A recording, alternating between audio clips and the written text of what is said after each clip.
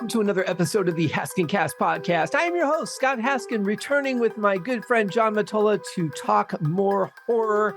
It is Halloween Eve, and we're on episode, like 360 something. And we're going to continue our conversation that started out as let's just pick a few horror movies and talk about it to let's talk about everything that ever happened in the world of horror, as only John and I could do. John, how are you?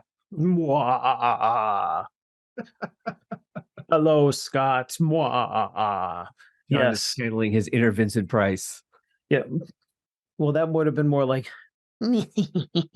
Oh yeah. I don't know who that was. I don't know who that was, but yeah. Well, I was Bela Lugosi the first time. I was Dracula the first time, so I could be I don't know, whatever creepy person that was. But yeah, we decided that we would not wait until next year for part 2. So let's pick it up. I was glad when you reached out because I had some changes in my schedule with people that had to delay interviews and stuff. And I was like, okay, so now I had planned all this stuff. And then I've got a couple holes in the schedule. I guess I could do like another Alice Cooper album review or something. I went with the Misfits album for my 1 day gap. And this will air the night before Halloween, and then I've got another podcast coming out tomorrow, and then of course that's on Tuesday. So then my regularly scheduled podcast comes out the day after Halloween. So it's like 9 days in a row of podcasts with different interviews and album reviews that I had come at me. So it's been a week. I expect nothing less from you. As you guys are often referring to me on the Deep Purple podcast, how I just seem to put out a lot of content. Yes, this is a week that definitely stands up to that. As long as it's quality content, though, I don't want to just put stuff out there to fill a void that doesn't exist because we're already saturated with content. As long as it's good, that's all that matters to me. Well, speaking of Alice Cooper, I really enjoyed the last review you did when I discovered your new feed. I'm just like, I'm like, you haven't put out an episode in a while, and you're like, no, there's the new feed. Remember? I'm like, crap. I had to like go back and, but I think I started with that one the other day, that was Welcome to My Nightmare, nice. Probably. Yeah. Yes. Yeah. And when we had that conversation, I thought, I should probably say something on the podcast about the new feed. I'm like, well, if they're not on the new feed, they wouldn't know there's a podcast. So it wouldn't do me any good to tell people on the podcast to go find the podcast. True. But no, that was a frustrating thing because I couldn't move the show the way I did the Uriah Heep show so that the feed carried. That got screwed up. So I had to do it manually. And when you do it manually, that's a whole new feed. There's no carryover. It doesn't automatically pop a new app or a new thing into your podcast player. Like it did with the other one. So that's been a little bit frustrating. Hopefully people are reconnecting with the show. The numbers did go down because of that for a while, but they're starting to come back up. So I think people are finding it again. And, thanks for listening. Well, yeah, you'll see that spike from a couple of days ago. That was me. So yeah. And you're like, holy shit, there's a lot of episodes I haven't heard yet. Oh, I'm like, God damn it. I think the most controversial one was probably the dual episode that I did with Corey Morissette, who I do the Aerosmith podcast with, because he wanted me to review this album by a band called Thunder, which I'd never heard of. And of course, I'm like, yeah, sure, let's do it. I have an open forum for that, like we've done with Kiss and Poison and stuff. And I did not like it. I just did not like it at all. And I had these notes. I really held back. I'll be honest. I held back on what I said because I didn't want to offend Corey, and like he and I learned that we really have different tastes. And so it's kind of interesting that we do the Aerosmith show together and we agree on so much of it because he's not a proggy guy and I very much like progressive music. I find a lot of stuff that he enjoys a little too simple for me, and he's more of I just want something straightforward that I can listen to and enjoy, and that's fine. But it's amazing how well we get along when it comes to Aerosmith, that we're not fighting over the enjoyment of that catalog at all. It's a really interesting dynamic how people interact with their tastes. I think that happens with me and Nate sometimes. Is I think might have been the Bobby Harrison album. I think it was the Funkest. I think it was that one. And I remember before the show, he was like, he wouldn't tell me what the album was, but he's like, the next show, he goes, I think you're really gonna like this one. And he was playing it. I remember saying, I think I remember saying on the show, why did you think I was really going to like this? I'm not really enjoying it. He's like, really? And it's like, and sometimes we're really in sync with, I know you're going to love this. And sometimes it's just way off the mark, like not often, but every so often. So it happens. It happens with, podcast, mates. Does. And a lot of times you might think somebody might like something because of one reason or another, but there's an unforeseen factor that kills it. Like, I can't stand this mix, or the singer is just driving me nuts. Like, yeah, the music's good, but the singer's ruining it. Like, who was the band that you guys did that had the female singer? I think it was a Tommy Bolin. Tommy Candy Bolin Givens. Yes. And I was like, the music is really good, but please stop making sounds. Yeah, she was a lot. Yeah, she was a lot to handle. Yeah, at least on that first album. I remember the second one, I was more forgiving. I'm like, maybe she was toned down, maybe the production was better, but that first one was like torture to listen to at some points. It was, and I think they either reined her in, or they learned that didn't really work, or I'm sure there was plenty of press about her vocals. Yeah. And then I see that video where, who was it? It was John Lennon, and he was playing with, it wasn't Hendrix, but it was somebody pretty big, and it's a live thing. And there's like a bunch of musicians standing there, and Yoko Ono is there, and she starts making, she's not singing, she's making sounds. No, it was John Lennon and Chuck Berry. Chuck Berry, yeah, that's right. And that one's making the rounds for in the past couple of months, where he kind of is playing, and she starts like squealing, and he's like, his eyes kind of get wide, and he looks over like, the hell is this noise? Well, and I'm like, did they have rehearsals? Did they just spontaneously do the song together, and there was no, or she didn't do that in the, like, it shouldn't have been a surprise to be in the middle of the show. I feel like that was a surprise. Chuck Berry looks like he was kind of surprised. He definitely was unhappy with that particular vocal choice. I'll say that. Yeah. But that's kind of what it reminded me of, was her vocals were just so not in sync with what was going on in the music, very much over the top. Almost that complaint I have about Steven Tyler all the time, which is, hey, I'm here, hey, I'm here, hey, I'm here, hey, I'm here. Yeah. There's other people in the band. Don't worry about them. But we got through anyways, it. Yeah. So before we get off track, we have to re-rail ourselves, because we always get derailed. We do. And nobody will know this, but Scott and I talked for an hour before we even hit record. So this is, we have such a hard time staying on one topic. We do. We should have like the Stream of Consciousness podcast together, where we just, wherever it goes, it goes. Just like an open forum podcast might not be a bad idea, because if you do it with the right people, it wouldn't venture into territory that becomes sketchy, like politics or religion, or, almost any current topic that will set somebody off. Right. Which we were talking about earlier. We never discussed that, where we're here for the music, or in this case, the movies. So. Right. Exactly. If I remember right, where we left off, we had talked about the Nightmare on Elm Street series, and we were kind of in the early 80s. But let me ask you, so I don't think I did on the last episode, as that the Nightmare on Elm Street series progressed, did you follow it through all the movies, or did you kind of disconnect from it at some point? I did disconnect from it after the third one. I mean, I have seen the other ones, but they didn't really hit me as much as the early ones did. Like I mentioned on the last episode, the first and the third were my favorite in the installments. And it wasn't really until the past few years that I really, I watched the second one, and I'm like, okay, this is kind of the oddball in between the first three movies sandwiched in there, because it's in the same house and they kind of carry over the same story, but the storyline and Freddy and the characters and everything were just so, it was a very odd movie, but it was still really, really good. It had a lot to say. And then as it went on to 4, 5, 6 and beyond, I kind of, it was kind of the same trajectory that the Friday the 13th movies took, or the Halloween movies, is after the first few, it just kind of went in this other direction, and the quality became questionable. I do remember seeing the which one was it? Wes Craven's New Nightmare. Mhm. Jumping ahead a little bit, and that was a few years before Scream.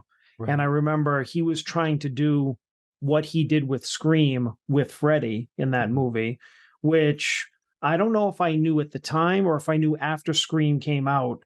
And then I saw that again, and I was like, wow, he was already trying to push this idea or going in that direction. It just didn't take off with these kind of legacy characters. He Well, had to kind of do a whole new thing, a whole new spin. yeah. But if you look at that, Wes Craven's New Nightmare is almost the the Scream before Scream.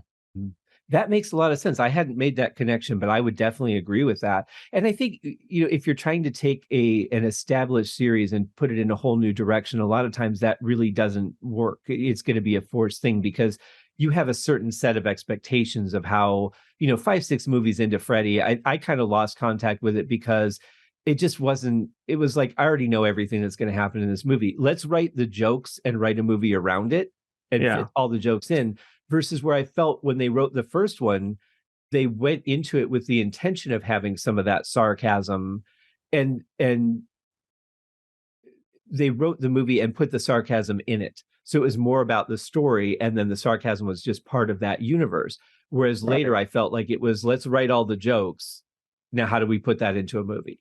Yeah. Complete. I mean, I feel like the first two movies of Nightmare on Elm Street, Freddy was not the wisecracking fun-loving murderer that he was. He Yeah. really came into his own on the third one, Mhm. which I had actually seen recently, and I put my finger on why I like it so much is that visually and story-wise, it really has this kind of almost like a haunted house feel to it. Yeah. Because I remember watching some of the scenes and thinking to myself, in the best possible way, some of these sets and the lighting and everything looks like the best haunted house that you could go to on Halloween with your friends. Yeah. I feel like, and to me, when you get into that kind of thing visually with the movies in the 80s or even the present, that's what really, to me, that's what makes the horror movie. That's why it was a true horror movie, because it had this dark feeling to it. It had this haunted house, almost Halloweenish type feeling to it. Yeah. And like I was saying in the last episode, everything with the mental hospital and the parents or the older people not believing in their delusions about Freddie, and then Freddie started doing all the creative ways of killing off each teenager, and him laughing and cracking some jokes and stuff like that. That's, I think, what started his character on that path to being the to, like you said, having that personality where they probably in some of those later installments were like, hey, like, here's this list of wisecracks. Now let's write a Freddy movie around it, Yeah, almost like the right? way that I felt the female Ghostbusters was written. I never watched the movie because I just saw the trailer and I thought this is just it's like they wrote down every cliche and every joke they could think of and then made a movie. I didn't Yeah. that's what I got from the trailer. And then when I Mhm. started reading reviews, it seemed like that's really what they did. Yeah. And so I was just never interested in seeing it. And I think the thing with Freddie is it just became too much about the sarcasm and the joke and not about making a good movie.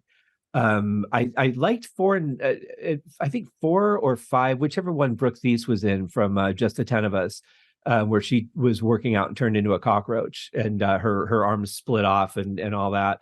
Right. Um, I was a fan of hers anyway, and then when that came out, I was like, oh, cool, she's in a nightmare movie, and Heather Langenkamp was also on Just the Ten of Us, so that's Hmm. that was that connection, but. Um, I just kind of felt like, yeah, it's getting too much into sarcasm and it's not a horror movie anymore. The first Hmm. one had the sarcasm, but that was an intense movie. That was like we've never seen, like we talked about last time, we've never seen effects like this before. It was really scary to think about the power this guy could have. And the most brilliant part of it, we've talked about like the isolation and vulnerability of the characters.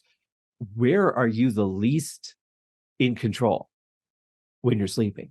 Yeah. I mean, that is like that's better than being in a cabin in the woods and isolated and all that. I mean, this is, how do you not fall asleep? It's, you have to, your body will just shut down and make you do it. You are like the ultimate prey movie like that. Yeah.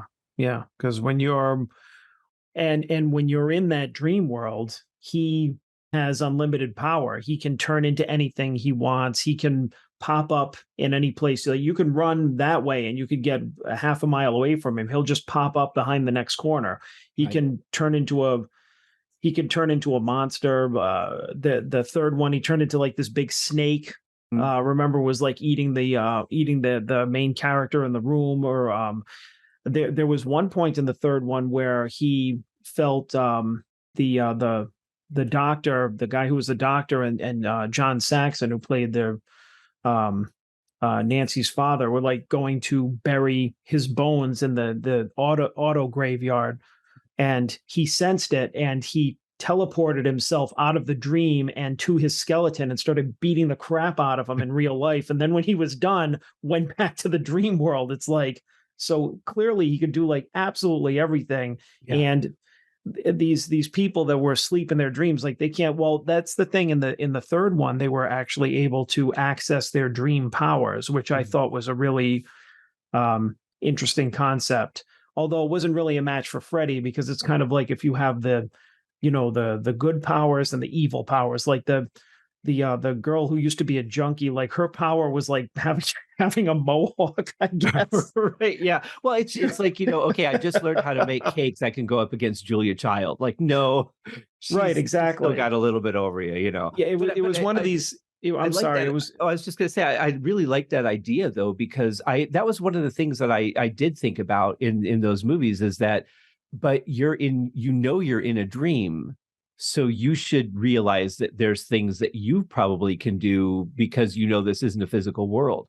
And they didn't capitalize on that. And I was so glad when they finally did come up with, okay, now we can give the people a little bit of power too. Not enough to really match him, but enough to make it a better fight.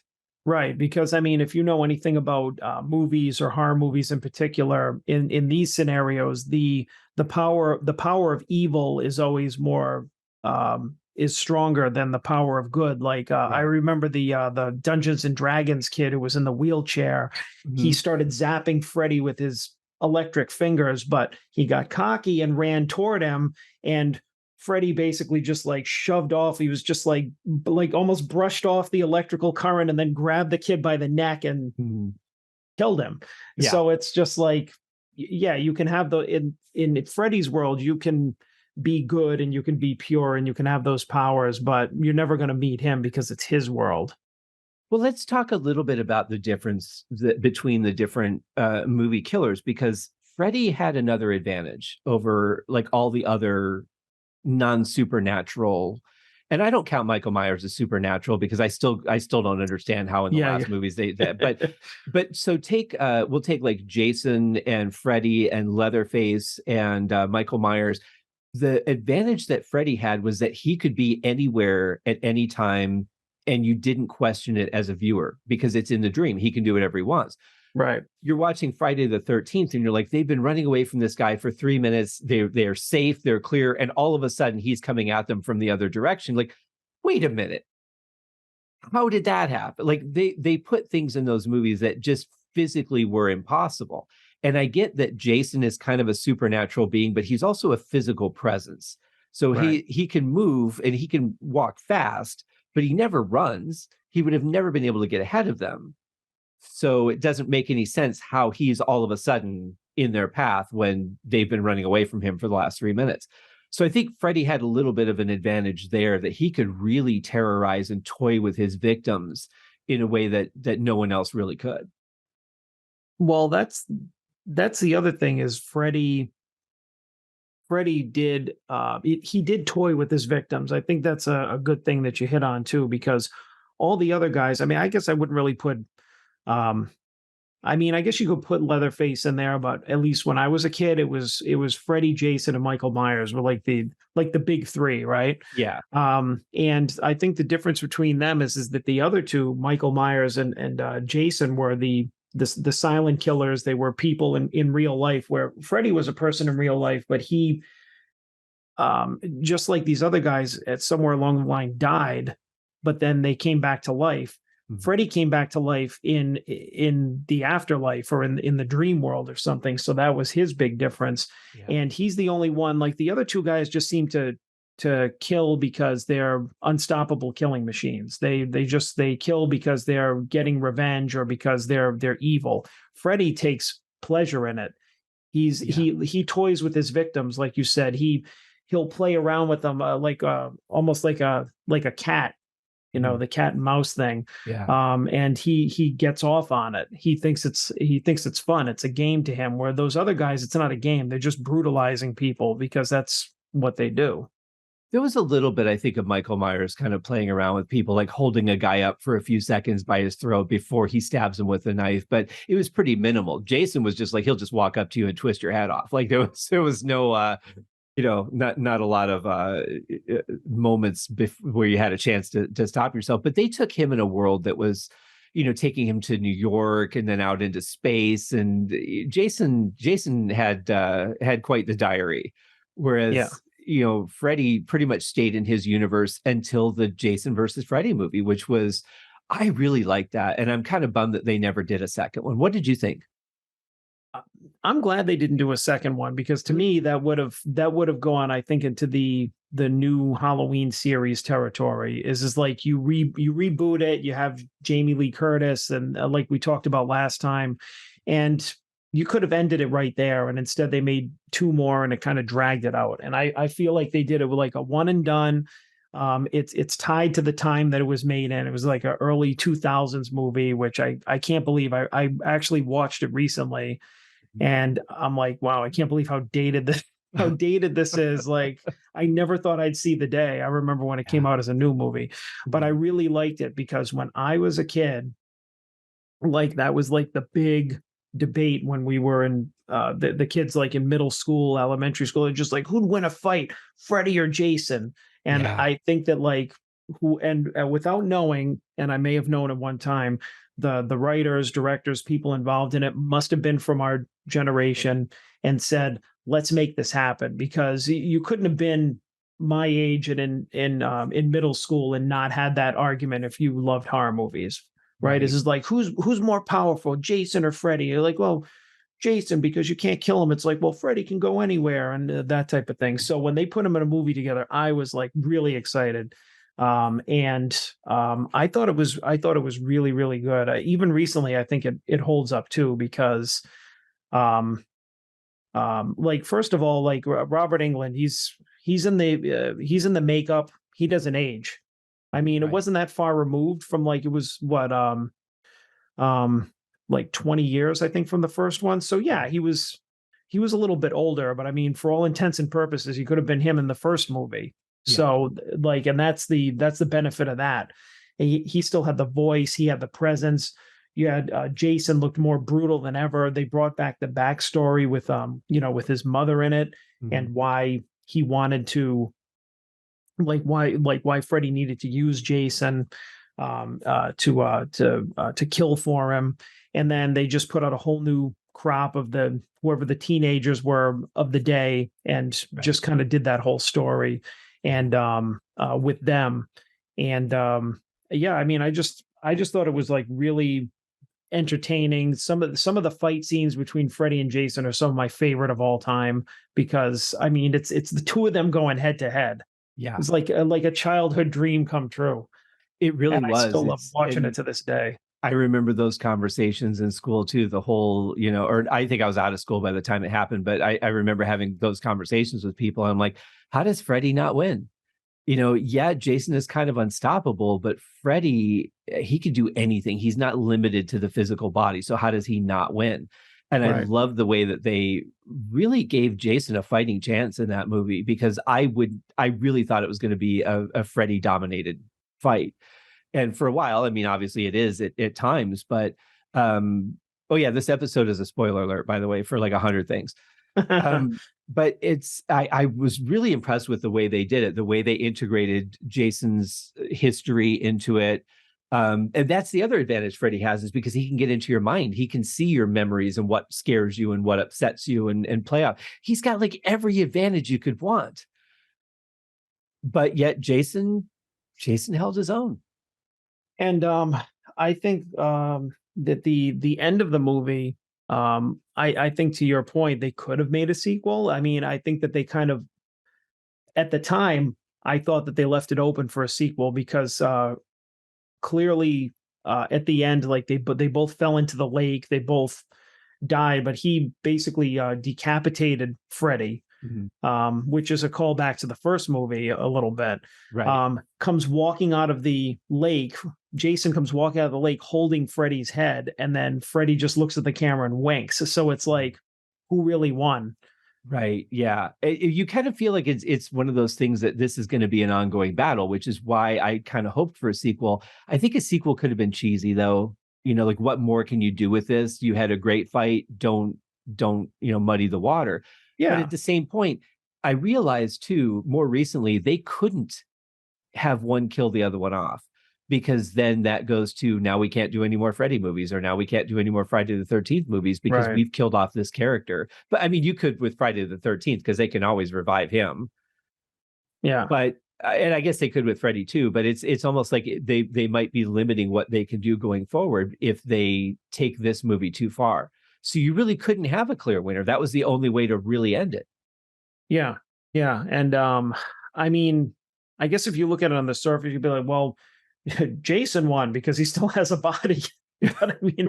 Right. But I like how ambiguous it was, because there was really no winner. And looking at him walking out of the lake and then Freddy giving a wink to the camera, it opens it up to there be a sequel, which is what we were all thinking at the time. But also years later, with there being no sequel, it's just kind of like it was a great way to end that movie on. Is just like, wink, I'm not dead. Yeah. So, and then that's how the movie ends. Is just like, hey, it's kind of a tie, it's kind of a draw. Like, who really wins in this scenario? Nobody. We're both unstoppable. Mhm. And then end scene. But did it kind of leave you a little bit unsettled? Like for me, I was like, where is he going with his head? What is he planning on doing with it? I wanted to know why he was carrying it around. I mean, I don't know, drop kick it into a cabin or something. Like, I don't know. I mean, you never know with Jason. I mean, it did, but then there was two. I think they did, but really between Freddy and Jason, I think in those movies more than any other, because I don't think Michael Myers had an incredible amount of creative kills. He was just kind of brutal. Yeah. But I feel like between Friday the 13th and Nightmare on Elm Street, they had a competition of who could have better kills. Hmm. And I always think back to one of my favorite horror movie deaths is when Jason just picks up those girls in the sleeping bag and swings it and hits the tree. Oh, and just kills them. I forgot about that. It just like out of nowhere, he just like picks it up and swings it, and you just hear that crunch sound, and they're done. But I kind of feel like they had a little bit of a back and forth between their movies of who could have better, more creative deaths and that. Because I mean, if you were making horror movies, why wouldn't you kind of want to compete with everybody a little bit? Well, I think that's what it became with those franchises as they went on. Is people were expecting there to be what is the most creative way going to be. That's kind of like how it got with the Saw movies. Yeah. Is like when you're watching a Saw movie, your expectation is like, okay, I'm going to see some really creative ways that people are going to kill other people. How Jigsaw is going to kill other people, Mm-hmm. or make them kill themselves, or what have you. Right. So I think that, and that's the thing with all horror movies. Like, you start out and it's like, okay, he's the first Friday the 13th, first Nightmare on Elm Street. Yeah, you have some murders, you have the story and everything. Now it's built into a franchise, and it's like, okay, the stories aren't as creative anymore. So now we have to come up with these new stories, but you also have to come up with the money shot, so to Mm-hmm. speak. Otherwise, like, that's why people were coming to the theaters to see these, is because they wanted to be like, oh, okay, what wild way is he going to cut somebody into little bits and pieces now? Exactly. And I think that was kind of the sell for a while. Let's jump a little bit ahead since you brought up Saw. Let's talk about that a little bit. I love the concept of it because I don't think there was very much that I had seen. I know there's probably a couple things, but there weren't a lot of things I had seen that really put people to the test. See, what are you willing to do to either pay for what you've done or just to survive for whatever, the premise was for each person. Like the idea of having to cut someone to get a key out to save your life in the first one, or the idea that you have to pluck your own eye out to get the key that's in your skull. Like I think about that stuff and I'm like, this is some brilliant writing. First off, it wasn't done before. It was pretty new territory, and I like that. But I think again, that series became more about how graphic can we make it, how intense can we make the traps versus are we continuing a good story?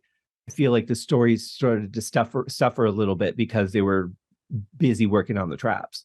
Well, I mean, at this point, you have now this year you have, I think, 10 saws. Like And the 10th one just came out, which I did see. Oh, did you? And Okay. yes, I did see that one.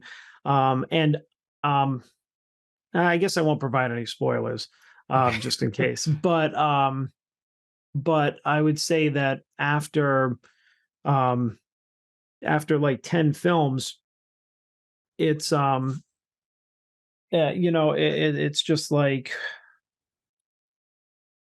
what new territory do you go into here? And I think that they did, because I know that there was a backstory, because I was at some point, I think in the series, didn't John Kramer, who is Jigsaw, die? And so like actually die, and then some of the sequels were prequels, because he was alive in the new one. Like he was part of the Yeah. story in the new one. So it wasn't a new one set, I guess, in the present day, but it had something Oh, to do with the overall story. okay. That's the thing, is like there were characters and there's a storyline with him and his own mortality, having I think brain cancer or something like Mhm. that, that I think you would have to see and understand the entire series through to see how the movies fit together.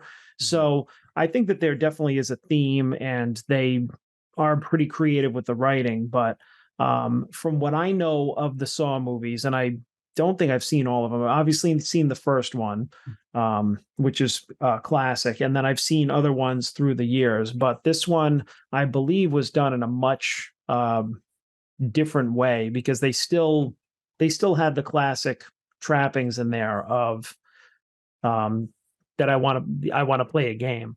But Yeah. they tied it to his mortality, um, Mhm. Kramer's mortality. I And see I think, John well, Kramer, because I see Kramer, and you think of Kramer oh, from Kramer for Seinfeld. me, right? Yeah, Hey, that Jerry, would I have want to play a game. that would have been it. They should have him riding the bike. That would have been fun. But no, that's true. And I think that after the one where he died, then the next one came out, and it made you think that he was still alive, but it turned out it was Shawnee Smith that was. But I'm like, well, Right. how did she get his voice on tape? Did he record a bunch of these before he died? And like there were some things that I think didn't really match up. And then there was like, okay, it's Donnie Wahlberg. No, it's not Donnie Wahlberg. Now we're going to bring somebody else in who. Oh wait, you're saying he was tied into this whole thing all along? That doesn't make sense. Like I think they tried to make it a little too complex and lost Yeah. me a little bit here and there throughout the series. Yeah. Uh I loved the first one because it was different. It was just a whole new concept. And then I think, was it the second or third one when it was all the people that were trapped in the house? Yeah. It was one of those.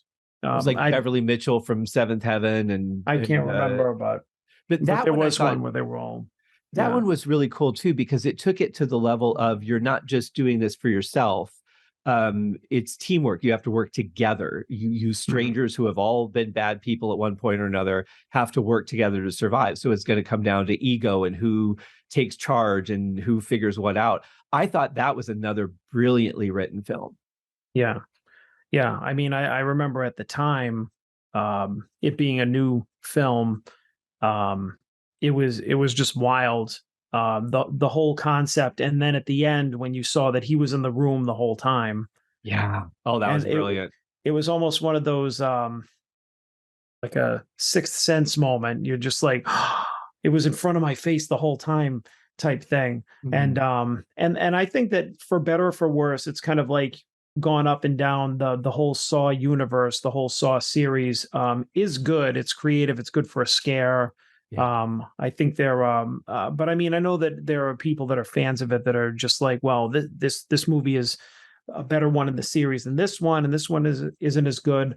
Kind of like the I don't know if I'm gonna backtrack a little bit, but kind of like the Chucky movies, which I didn't realize turned into such a thing, such a Yeah. franchise, where you had the first couple, and then it was several years later, and then they kind of like rebooted it, Mm. and you saw this kind of new life in it, and he was another character too, Chucky, where I was like, wow, it's like I was like over the past month have been watching those movies from the first one on, and I think I was at Bride of Chucky, which I think might have been the fourth one. I think so, But yeah. Oh, no, but was I mean, that third? I think maybe the third or fourth, and then I think Seed of Chucky was after that. yeah, I think so. There was one where, well, I think it was there were first couple, and then there was one where the kid was in military school or something, and Mm. that was, I think, the one where in the original run of the movies after the first like couple of years, it was like, all right, this has gone as far, like this is obviously not that good. But then when they did the reboot with Bride, Yeah, it was like, okay, now we're taking this franchise in a different direction, and it actually wound up working. right. And the thing that really impressed me was is watching the credits across these movies. It's like, oh wow, okay, same guy doing the voice, same Mhm. director. Like you had a lot of the same people involved, so I feel like they understood the character and the universe. And he was another one, Chucky. If you talk about somebody that takes glee in killing people, is very much like a Freddy Krueger type of character. Is like he's just because I mean in life, like Freddy was like a filthy child molester. Mhm. In life, the guy, the man who inhabited the doll's body was just a like a low life. He was Yeah, like a Charles Lee Ray. criminal. Yeah, Yeah, like a criminal. So he had that same kind of gutter mentality. Like, and now okay. Now I'm immortal, so now I'm going to toy around with people. I'm gonna make wisecracks. So he was like, I think the only other like off the top of my head wisecracking killer that I can think of besides yeah. Freddy. Mhm.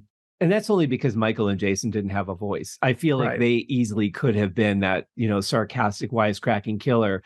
But I love that they named him Charles Lee Ray, because if you're going to be a serial killer, you have to have three names. It's almost a requirement, Yeah. you know. Uh, Yeah. and I think the voice was Andy Serkis, wasn't it? Um, I I can't remember the actor, but I do know that they didn't. When I was watching the credits, I was like, oh, okay, they had the same voice actor Mhm. for Chucky, at least up to the Yeah. one that I saw, which I thought was really good because I like consistency Mhm. in certain ways. Well, Um, it's like, how can you watch Darth Vader and it not be James Earl Jones's voice? right. It's that becomes part of the character. And Yeah. if they have to change actors, you almost might as well not do it, because of course now with AI they could easily do that, but Eh, it's almost like you might as well not, because it's not going to be believable, right. Right. I you mean, know. you could have somebody do a James Earl Jones impression, Right, um, yeah.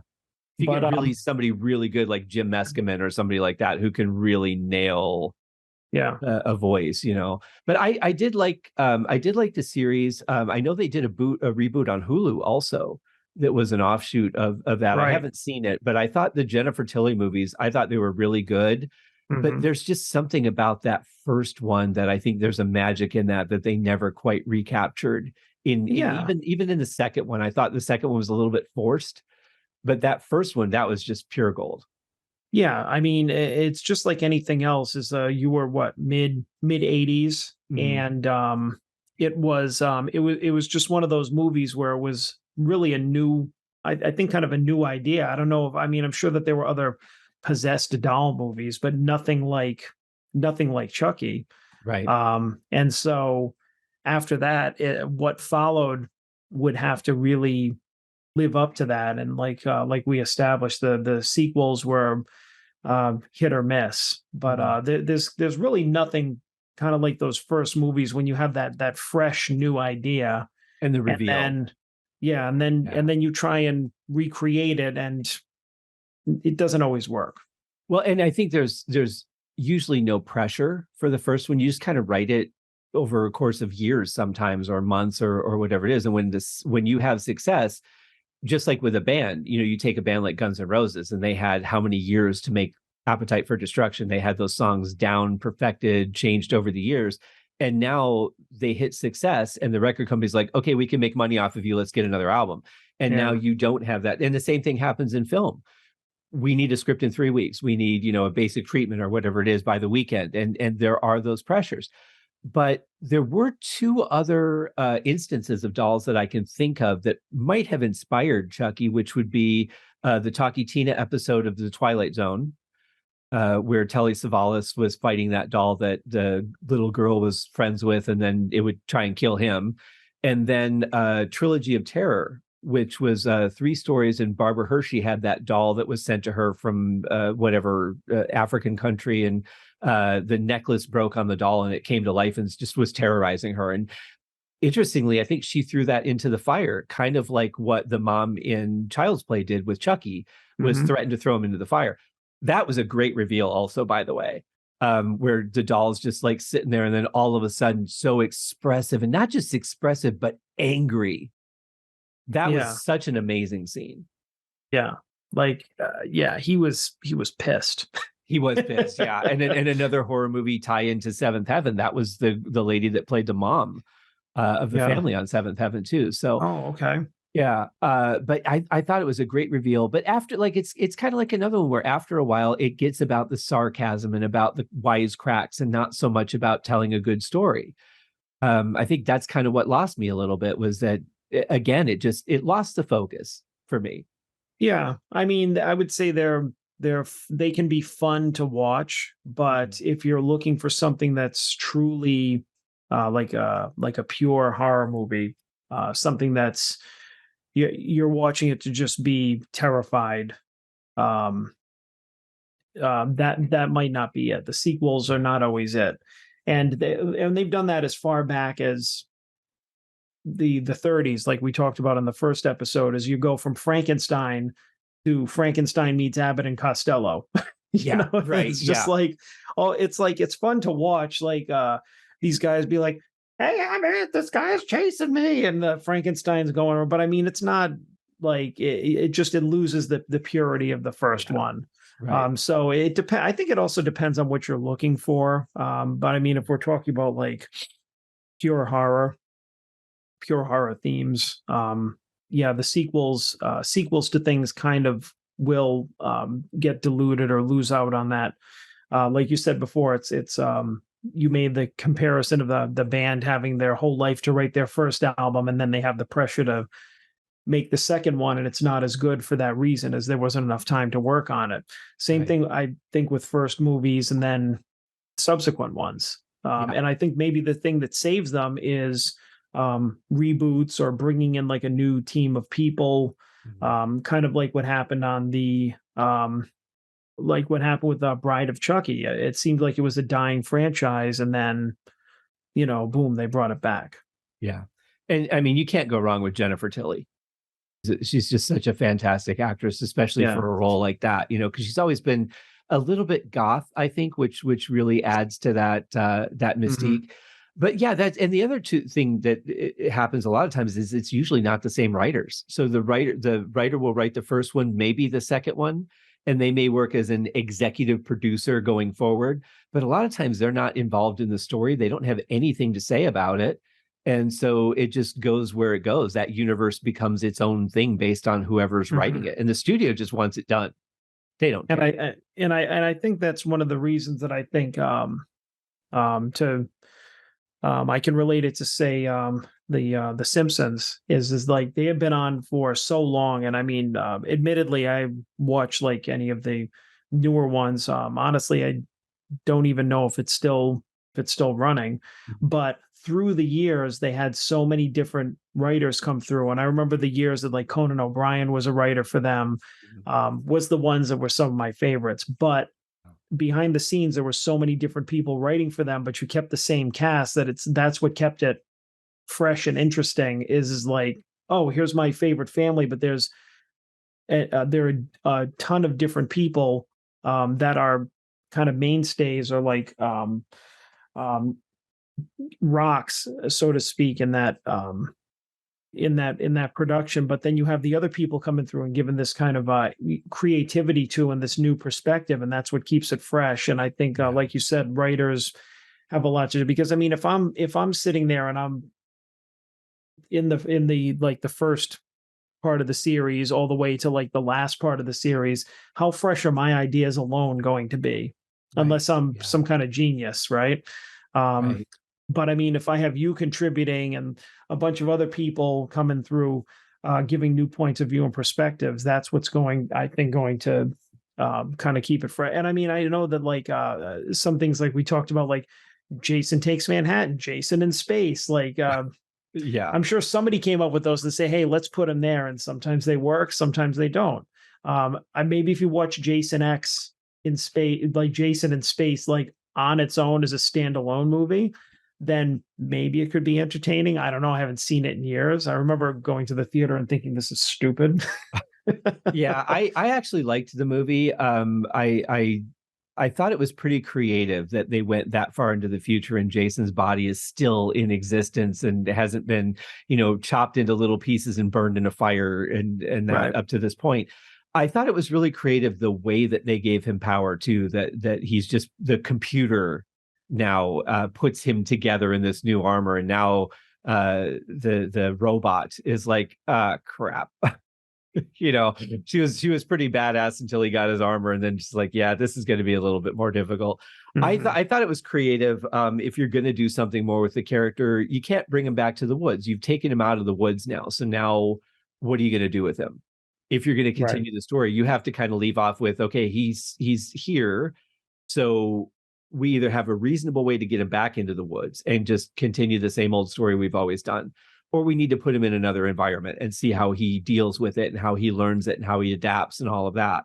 I thought they used, though, the same premises, right? Like this couple getting together, getting ready to have sex in a laboratory where his body is, and then he comes back and he kills them. And I love that. If you remember the where he took that girl and dunked her head in the chemical where she immediately froze, and then he smashed her ice cube head into a million pieces. I like that death, but I thought it was a creative way. It's something different to do with the character than just the same old. Okay, he's in the woods. We found a way to bring him back to life. He's going to kill a bunch of people, and then they're going to kill him, and we'll see what happens in the next movie. At least they did something different with it. I appreciated that.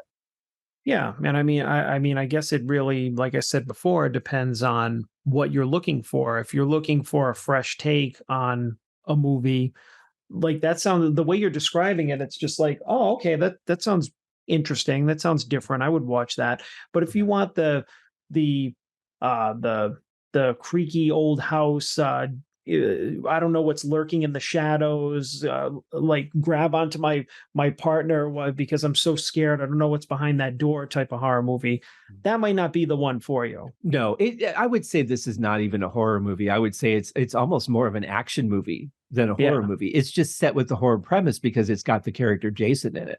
But I don't Right. consider it a horror movie. No, in Right. fact, a lot of these, as they've gone on, I consider them more comedies than I do horror movies, to be honest. And Yeah. in The Robot, played by Lisa Ryder, I can't remember the vampire series that she was on before, but she was kind of the sarcastic, joking character, and Mhm. her as a robot kind of just gave it that room for her to be whoever he had programmed to be. So you had that element of sarcasm and humor, and I got this, and then her getting her head knocked off, kind of thing. But overall, I thought it was just, I don't see bringing him back to the woods and just having the same old movies all over again. Like if you're going to continue it, if you're going to do anything, you've got to do something that's not the same old. Right. Yeah. But we'll go to Halloween next. So while we're talking about these franchises, and then let's jump back to where we kind of left off in the 80s. There are, I think, 5 different Halloween timelines if you count the third movie, which is its own timeline because there was no other movie like the third one with that little "Have a Happy Halloween" song, and Yeah. there was no Michael Myers in it at all.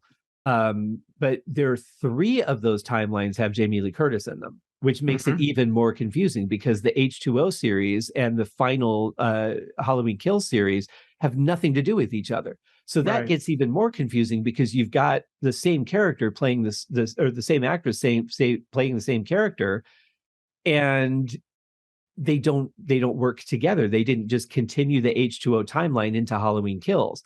Then some of the movies, older movies, are part of that timeline. In the Halloween Kills, it's only Halloween 1 and not Halloween 2. Why Halloween 2 didn't happen in that universe, I don't know, because it was a continuation of that same night. The whole thing just gets really weird.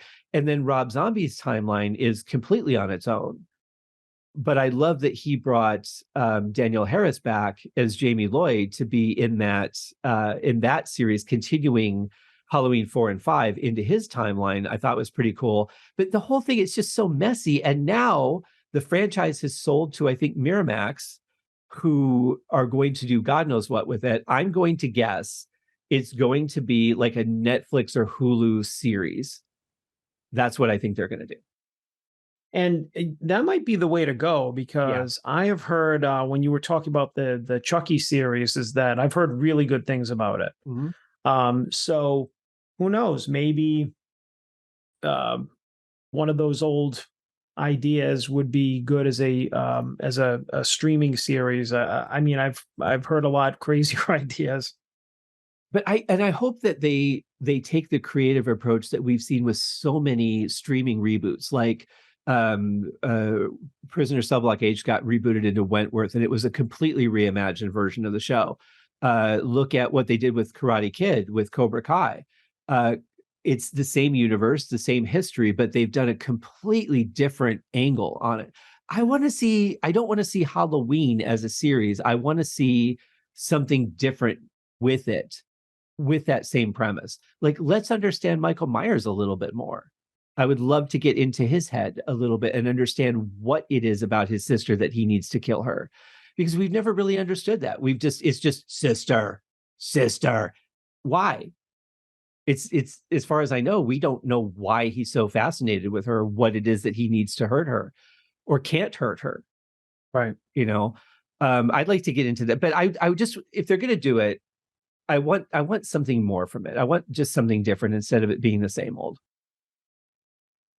Yeah, I agree. And I mean, that could be so many different things. I mean, you could have so many different ideas about that I'm not even gonna try. But like you said, you could go back to the beginning. You could have a continuation like present day. He doesn't even have to be part of it, like that character. It could just be the spirit of the character, the descendants, like something the setting, like Haddonfield. Like they could come up with so many different things. I think, like you said, Cobra Kai was a perfect example to me. That it's still to this day like one of the most perfect reboots from a movie into a series that you could have done. Yeah.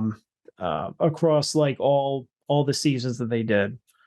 Just absolutely brilliant. And I really think it comes down to whoever's doing it has to have a passion for the original movies and storyline and do it right. I mean, the question would be, how do you get into Michael's head? Because he doesn't speak. He doesn't, there has to be a method, I suppose, to be able to do that. With Cobra Kai, it was great because Johnny's a person. We never got to learn who Johnny really was. And that was one of the beautiful things about Cobra Kai, is that we're really understanding him as a person. And how do you do that with a silent serial killer? Right. That would be a challenge.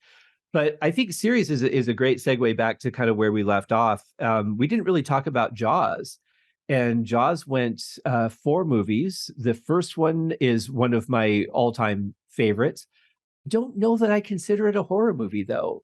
I guess it was. And I saw this movie at the drive-in back when we had and I'm very young. I slept through the first half of it, which is just mostly exposition and setup anyway. And I remember waking up like when they're on the boat and the sharks attacking the boat, and I just was terrified by this movie. I'm probably 5 years old, you Yeah. know, and I think the Pink Panther was the movie that they showed before Jaws, so that works. But Uh, I just remember being like so terrified I didn't want to go in like take a shower because I was so convinced that a great white shark could come up through this little 2-inch hole drain, that I was just terrified. yeah. And that is power when a movie can do that to you. Like you're not even in reasonable situations, like, well, we're going camping this weekend, I'm a little nervous because Jason might be out there. That's reasonable. To think that a great white shark is going to come through a shower drain is not reasonable. And if they can get you to that point, they've really created something amazing. Oh yeah, absolutely. Um, I don't know if I consider the Jaws series a horror movie or horror series. I think it was a scary movie or was something that scared you. It scared me as a kid. Mhm.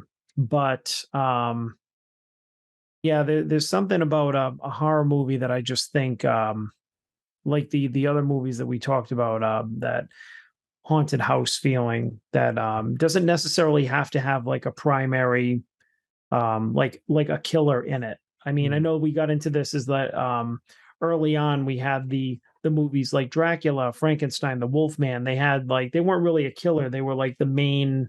They were almost like the main character. Right. When you got into the slashers, the three that we were talking about are the killer, the person that's chasing people that you have to get away from. Yeah. Um, this one is like, yeah, I mean, the shark is the killer, but I mean, it's also in nature, so it's just kind of like I don't know. I guess I think maybe I'm thinking about it too much as an adult because I'm like, all right, I don't want to get killed by a shark. Then I'm just going to stay out of the water. Yeah, it's an easy one to avoid, right?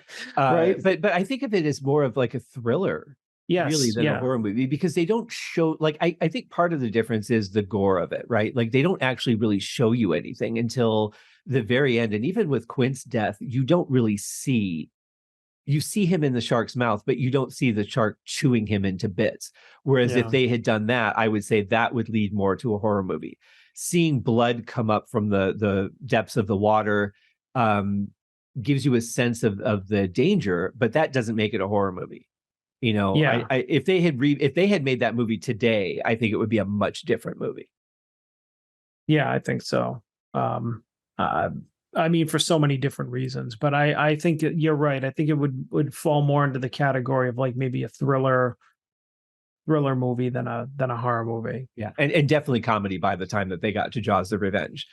I Yeah. mean, Jaws 3 was pretty bad. I don't think the storyline was good, and the effects were hideous, trying to capitalize on 3D glasses at the time. Yeah. But when you get to Jaws 4: The Revenge, I mean, they're stabbing it with a boat. They're electrocuting it. The shark is screaming. I mean, it's just like Michael Caine said, he got a house out of it, which was why he did it. Oh my God. Yeah. So that just shows you where um, when it starts getting motivated by money, like just let's just make some piece of crap and we'll give Michael Caine enough money to buy a house. Then Yeah. it's like, are you really making a good movie? Right. Yeah, exactly. But then we get into the 80s, starting with the effects, and we talked about Nightmare on Elm Street and how they were one of the forerunners with effects. Poltergeist was another one where the Oof. effects were not overused, I don't think. I think they were very well placed in the film. I don't think they used the effects to sell the film, but they had a very compelling story. Even though we don't get to spend a lot of time with Carol Ann, we care about her. Like you're drawn into wanting for her to be okay in the end. But this is one of my favorite movies. I could watch that over and over and over and never get sick of it. Yeah, I haven't seen it in a really long time, but this was one of these that they came out when I was a kid. Another one. So I think it was in this universe, Poltergeist, um, like what were some of the ones that came out around this time? Poltergeist, E.T., The Mhm. Goonies, Yeah. like all Indiana Jones, all those movies, I believe were I'm not looking, but I mean, I think we're within the same couple of year time span. And those were the movies that I really remember as a kid. And they all seemed to be in the same universe. Right. And those were the ones that all the kids were talking about when I was in school. Because I remember too that it was I don't know if it was after the movie release. They said, "Oh, you know that the girl that played her like died in real life," Mhm. and that was one of those things. But I just remember the whole thing with her being up against the console TV with the static and everything.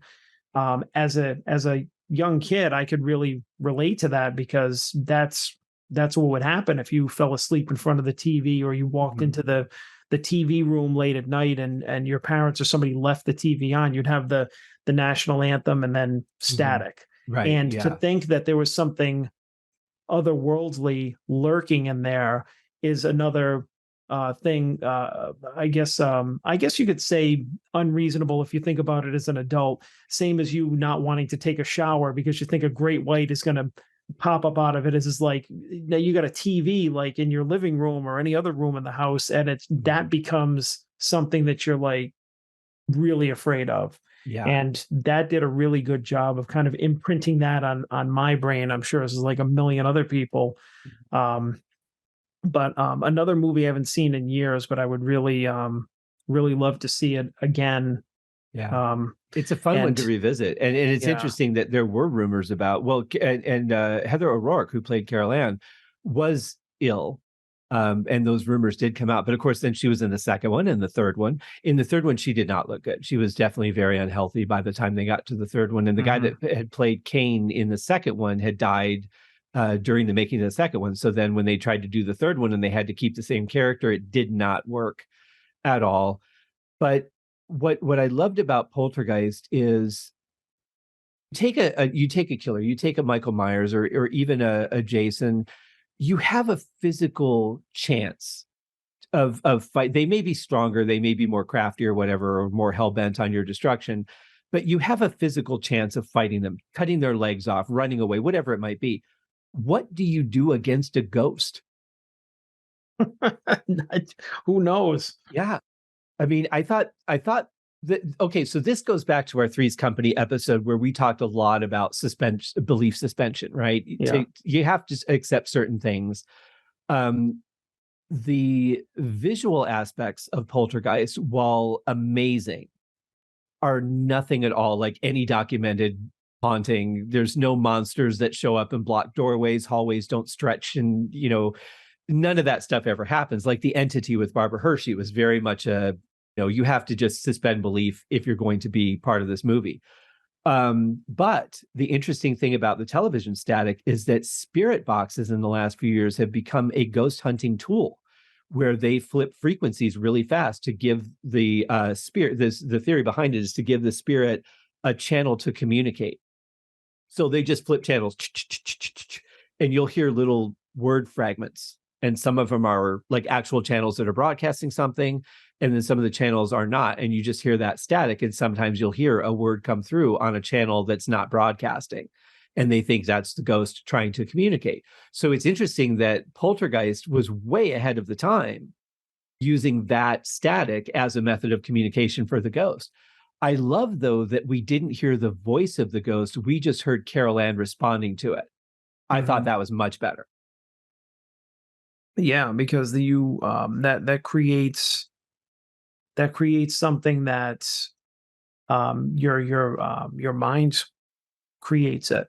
Mhm. Um, you're just like, what? What? Okay, I'll tell them. And you're just like, who the hell is she talking to? Yeah. And you're filling in those blanks with your own imagination, which anybody watching it is like, that's way more effective than putting a voice to it. And of course, there's the big controversy of who actually directed the movie, whether it was Tobe Hooper or whether it really was Steven Spielberg. Steven Spielberg was not supposed to be working on that movie, even though he was an executive producer, because he was supposed to be working on E.T. at the time. And he does appear in the film, though. A lot of people don't know this. When the guy is tearing his face off in the mirror, those are Steven Spielberg's hands. So there was a lot of controversy about what, the quality of Tobe Hooper at the time, who did the original Texas Chainsaw Massacre. He was very accomplished in horror. But there were, rumors about him having issues and not getting along with the cast. The cast has talked interestingly about Spielberg more than I've heard them talk about Tobe Hooper, which leads me to believe that he was a lot more involved than he was probably supposed to be, according to the studio, who wanted him working on E.T., because they probably felt that was going to be a much bigger movie. Obviously, they both worked out just fine. Yeah. But I think it's another series that was just taken too far. I think the third one was really bad. You had the whole family dynamic change. The only person that was in it from the original was Carol Ann, and then the fake Kane character from the second one. But it just, let's try and get money out of it while we still can, is what I feel it was. Yeah. Then they rebooted it. Have you seen the reboot? No. Okay. All I'll say about it, I probably shouldn't say this because I really don't want to influence whether you ever watch it or not, because you should, watch it and feel how you feel about it. It's one of the movies I've hated more than any other horror movie I've ever hated. And it's not that the film itself is bad. It's some of the things that they did in the setup of the film. Like right in the beginning, the family is trying to buy a house, and the guy has recently lost his job, and the wife is an aspiring novelist who hasn't even written a chapter yet. So she's not making any money as an author. He doesn't have an income. Who is qualifying them to buy a house? Who's lending them money? So you just don't like the movie for practical reasons. Here's the thing. You could take me on any journey. I don't care what it is. Lord of the Rings, Star Wars, Poltergeist. It doesn't matter where you take me, but it has to be believable within the premise of that universe. Now, in a movie like Star Wars, you have a lot more liberties, but in a movie like Poltergeist, where it's set in the real world, it has to be believable for me. Like, I'll go on the journey, but you've got to, I shouldn't come out of it going, whoa, at any point. I get it too, but I'm wondering too, all right, so there are a couple of people our age who, I'm there with you, right? It's like there are certain things in the universe of a movie. If it's set in real life, then I would think the same thing. It's like, okay, who the hell are approving these people for a mortgage? How could they afford this house? Mm-hmm. Whereas if it were somebody half our age being the target audience or the audience watching it, are they going to care about that? Yeah. And I realize I'm probably more over the top than most people would be. And probably because I spent so many years working in mortgage, that hit a little harder for me than it would have otherwise. Yeah. But yeah, I just make it believable. That's the thing. Unless your movie is specifically not meant to be believable, like Chucky, the fact that a doll could come to life and start terrorizing people is less likely than a Poltergeist situation. I feel like Poltergeist should have been real world scary. And see, that was another thing I forgot about when you mentioned Chucky. Now, I had seen the first one maybe again within the past month, and now I think it was set. She lived in Chicago, New York. So, yeah, I think it was Chicago. Chicago, yeah. Right. So the mother works in this department store. The boss is like, "Nah, you're working tonight," and she's which first of all, I'm just like, all right, no boss comes over and is just like, "Yeah, you're working." I mean, if I said that to somebody where I work, or if somebody said that to me, I'd be like, "Fuck out of here! I'm not working tonight." Right. You have to ask me. You can't just tell me I'm working tonight. Yeah. But it was clear she's a single mother and needs this job, so she does it. Mm-hmm. They go back to the apartment, and while they're panning through the apartment, I'm like, it's not a bad apartment for downtown Chicago on a single mother's salary. Single mother's department store salary, exactly, which is what, $13.50 an hour. Right. But I mean, when I was 12 years old watching the Chucky movie, I don't think I was thinking that. Yeah. But so, I mean, yeah. I think it's just, you could find holes in anything. I mean, somebody could find holes in the Star Wars universe, I'm sure. So, and have, and we won't even go down there, but I just think that I find myself doing that kind of stuff a lot more. Is it's supposed to be a horror movie. And I'm like, I'll turn to whoever I'm watching the movie with. I'll be like, how can she afford this apartment? It's like I'm starting to sound like my dad, you know? And the thing is, there was no reason for it. Like there was no reason that the apartment had to be that big or luxurious. It didn't enhance Yeah, the story other than to give Chucky more room to hide or more room to roam around. There was no benefit in it being that unrealistic. exactly. But I think that yeah, you really have to take yourself out of that headspace. Otherwise, I turn into my dad, who I remember there was like, I'll watch a movie with him and be like, oh, look at that lawn. Well, how do they? He's just like, look, do they even take care of it? It's just like not even part of the story. And he's just Right, like, yeah. do they even mow their, they should put down some seed. And it's like, I could just hear your dad saying that too. That's it's what's not, funny. it's not even the point. But yeah, so we're getting really grumpy old men on these films now. Yeah. But if I take myself back to the originals, like, yeah, I can find so many issues with it, but I try not to. Um, Yeah. Have you seen Cinema Sins at all on YouTube? I don't think so. Okay, so this is a channel that specifically goes back and points out everything that they find that's wrong in a film. And I remember like Die Hard, I think was one of the first films I saw where I just automatically started analyzing things and Hmm. going like, wait a minute, his shirt was way dirtier in the last scene than it is now, and stuff like that. The elevator shaft scene is the most obvious one where he's like flying away from the elevator, but he manages to catch the ledge. Hmm. And it's ironic they didn't talk about that, but they're going into things like, wait a minute, in this year, the amount of barabons that they're talking about would have been worth this, and that doesn't make any sense because of this and that. And I'm like, holy shit, they're like really diving deep into Wow. Yeah. stuff that the writers were like, oh, this probably sounds good enough, didn't really think about it. Yeah. But what I hope that they're causing is that they're causing people to really analyze their films more before they put them out, or in the writing Hmm. process, or in the practical design process, and kind of avoiding some of these things that are taking us out of the movies. I try not to be analytical. I really do try to just shut my brain off and enjoy a movie. But it just creeps back in. It's just the way that my brain works. It's analytical. So it picks out those kind of things. So I hope that they do more, but it is interesting when all the stuff that they talk about, like another one with Die Hard was like, wait a minute, how was an ambulance in this truck when it was only people in this truck before? There was no ambulance, there was no room for all these people and an ambulance to be in this truck. I'm like, I never Right. thought about that. It probably made it worse for me watching those, but I like that it has the potential to make current filmmakers and future filmmakers really think about what they're putting out there and avoiding some of those little things that can be picked out and take people out of their movies like us. Hmm. Yeah. Yeah. It's interesting. So yeah, the Poltergeist series was good, but ran its course very, very quickly. And then the reboot. If you ever watch it, let me know what you think. I'd be curious. The Shining, though.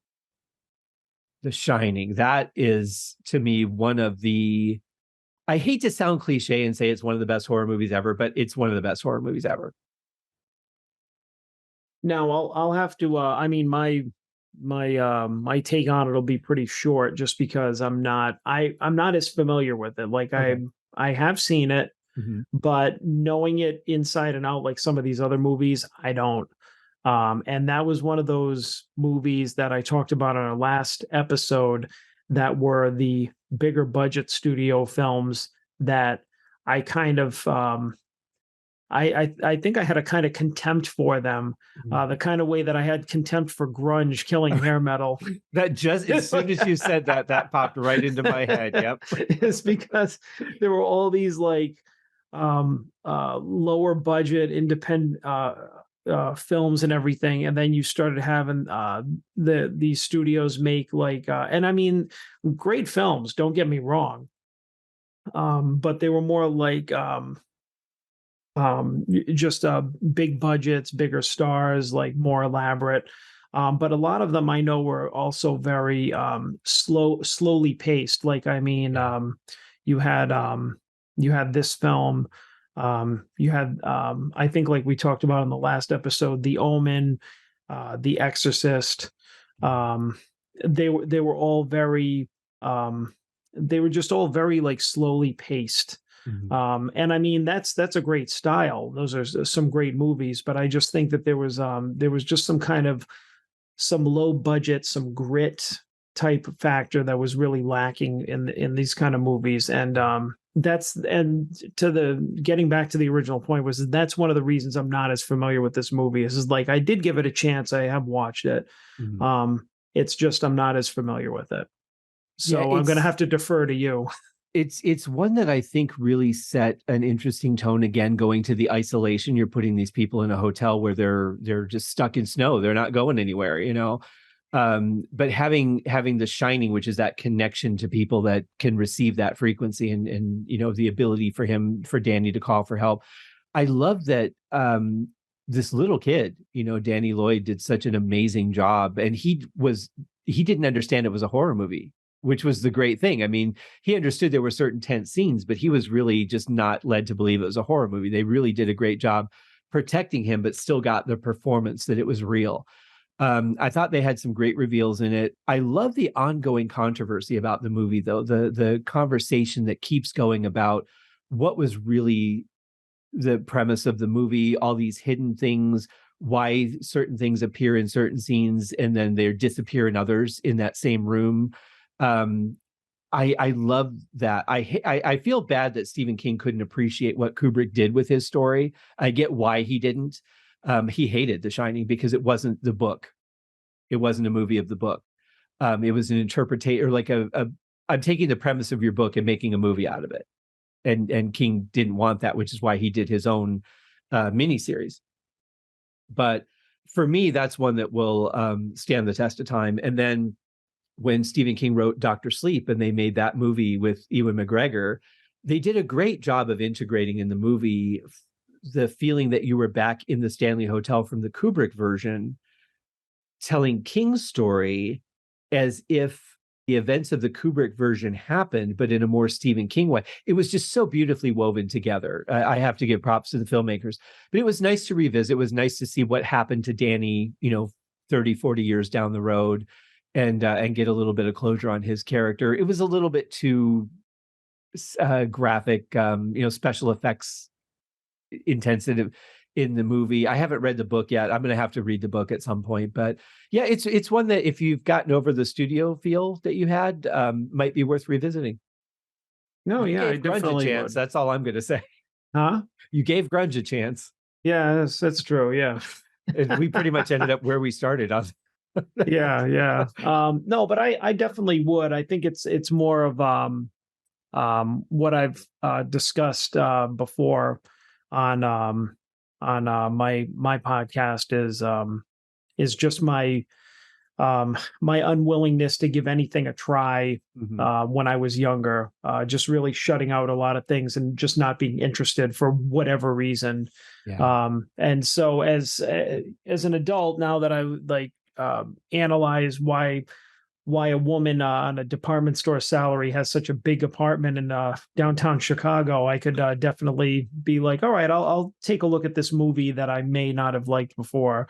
Because right. I mean, they all have something to offer, and your tastes change over time. And like I said, I don't obviously I know the movie, I know scenes from the movie, but to see it all the way through, it's like it's been a while, or I may not have even seen it all the way through. So it would definitely be like almost seeing it for the first time, which right.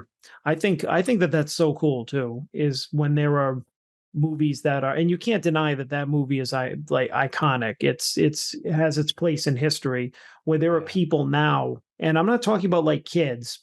I'm talking about people our age who are just like, oh, I've never seen The Shining. I've never seen Psycho or something. And you're like, oh my God, I've never seen Star Wars. Like one of the great joys is to sit down with somebody like that and see that movie with them, seeing it for the first time, to see what their reaction is, because, who knows what it's going to be.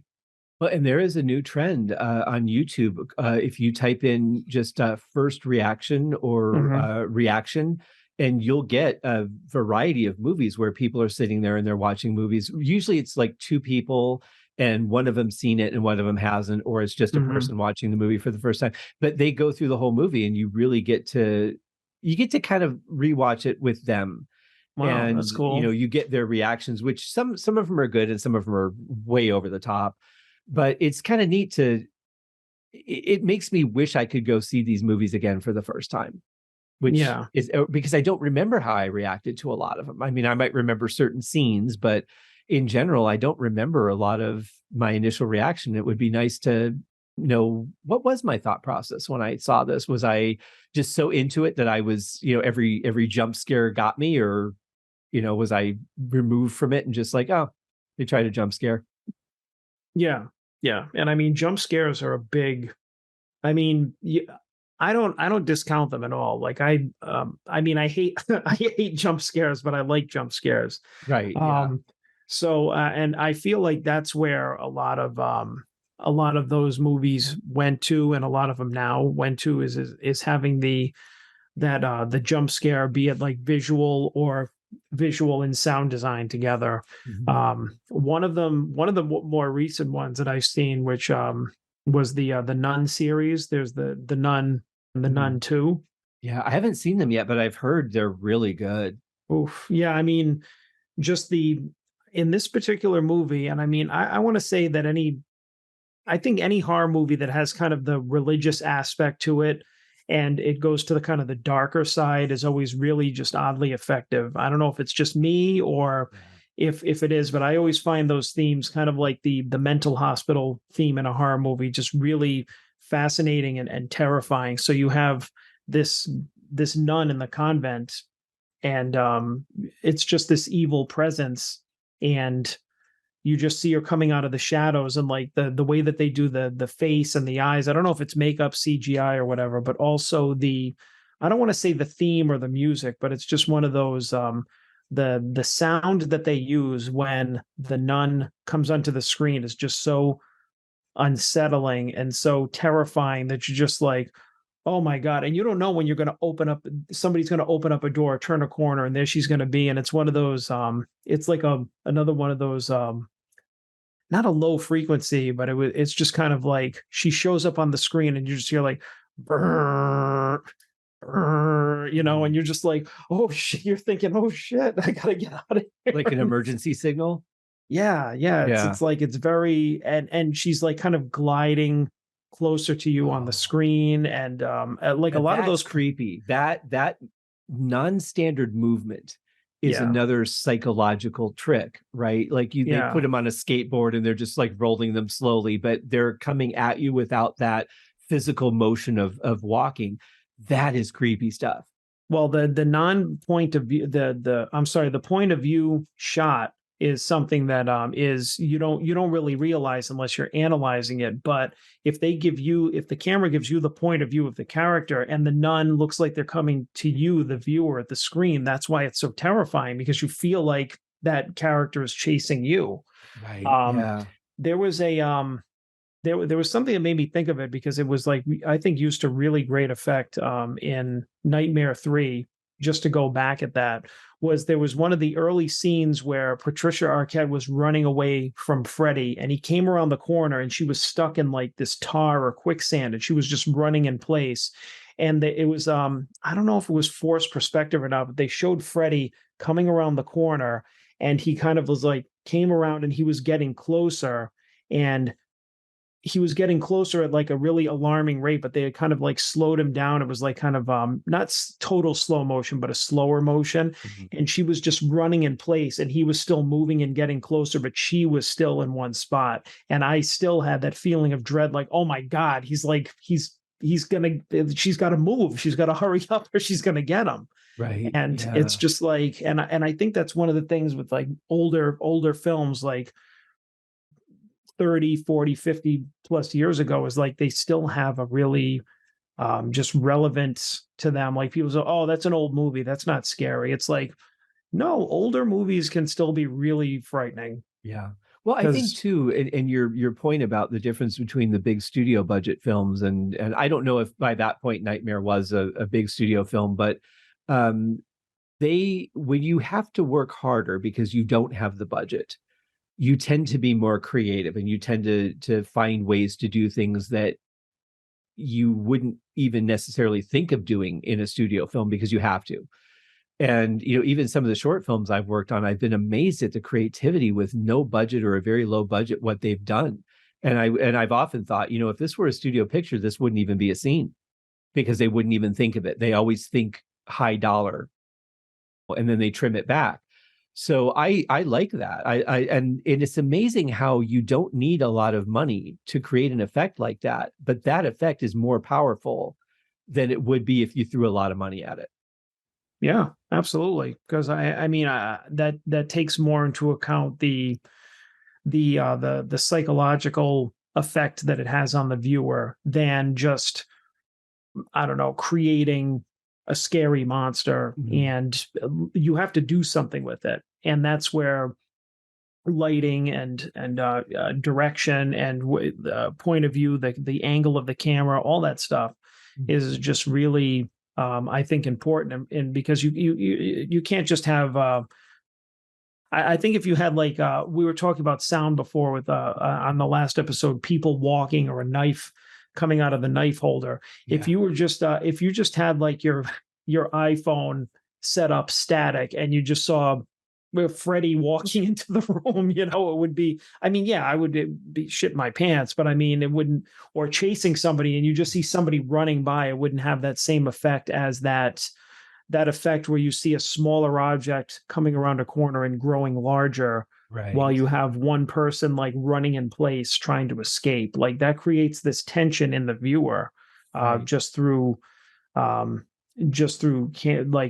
camera angle and the perspective and the lighting and everything else that's involved in that shot and the music. And I think too that displacement of speed, where he's coming around the corner and you expect he's just going to run at you at normal speed or whatever, his running speed is. And it changes the perception by slowing him down. For one, it increases your time of fear because it takes him longer to get to you, or you're wondering if he's going to snap out of it and just all of a sudden be right there in front of you. And you can't move because you're in the quicksand, or what I call like a molasses moment where you're just like stuck in whatever. I mean, that is such brilliant cinematography and writing that doesn't cost money. It doesn't take a lot to make a shot like that happen, but it's so powerful. And those things can be some of the most effective tricks to use in a movie to make it scary. Yeah. So I got a couple other movies I want to talk about, and I want like any movies that you have that you want to talk about also, because we've kind of just jumped all over the timeline at this point. But The Others with Nicole Kidman, that was a slow burn. Have you seen that one? It's been a while, but I have seen it. When did that come out? That was that would have been mid-90s maybe. Was it? I thought it was 2010s or something, or was it mid-90s? It could have been, yeah, very possibly. Because I'm pretty sure that it probably was. I have no perception of time, John. Yeah, and me neither. Let's see. The Others was 2001. Okay. Wow. All right. So you were close. Yeah. Wow. Geez. I mean, that also shows how time goes away. So, didn't that just come out 22 years ago? Yeah. What do you mean it's Cyndi Lauper's 40th album anniversary? Oh my God. Yeah. I really like this movie. I like movies that have a twist that you just had it. When you look back, you're like, I should have seen that coming, but you didn't. And it's reasonable that you didn't, but it's also reasonable that you should have. That was a very well-written movie for me. A little long, a little dragged out, but very well written. Well, if you're going along, I mean, and that kind of fits the timeline, hopefully going into the something close to the current day, was that I mentioned before was The Sixth Sense. Yes. Which I saw that one in the theater. I was within the first few rows, I remember. Wow. I think it was because there was nowhere else to sit. So then I hate sitting in the front. But that was one of those where I definitely would consider that a drama / horror movie, because that did a really great job with the again, the slow burn, the atmosphere, but then that twist at the end where you were just like, he was dead the whole time. Like, what the hell? I was like, I don't remember being pissed at myself for not realizing it. It's like, which I'm sure a lot of other Yeah. people were. But I Right mean, here. what a great twist in that one too. But I mean, for all the how it's become part of like the culture of the I see dead people, Mhm. um it was pretty shocking. It was pretty terrifying, like Yeah. at the time when it came out. I don't know if you saw it when it came out, but I did, and I'll tell you, I think I don't think I saw it in the no, I did see it in the theater. Fortunately not, I didn't have to sit in the front row because that does suck. But I remember I found the premise believable except for one scene, which I'll get mhm, to in a second. But another thing that really made that movie work for me was the setting. So you're talking autumn in an area where it rains, probably very similar to where you're at. mhm, As you have that drizzly feeling through the entire movie, all the changing colors of the leaves on the ground. I think the setting of that movie, the time that they chose to, if they'd done it in the summer when it was nice and bright out, I don't think it would have had the same effect. But having just that, it's always a little cloudy and might rain. The wet leaves on the ground kind of feel to it. I think the setting had a lot to do with why that movie worked for me. mhm. But the one scene that I have to dispute the premise of the movie because they open it up with Bruce Willis getting murdered. And great performance from Bruce Willis in this movie. I love the gentleness that he spoke to Cole with. That really showed his abilities Yeah, as an actor, I thought. But they show him get killed by Donnie Wahlberg, who I didn't know for a long time that was Donnie Wahlberg because yeah. he really lost a lot of weight for that role. Mhm, Looked very unhealthy, but played that role brilliantly.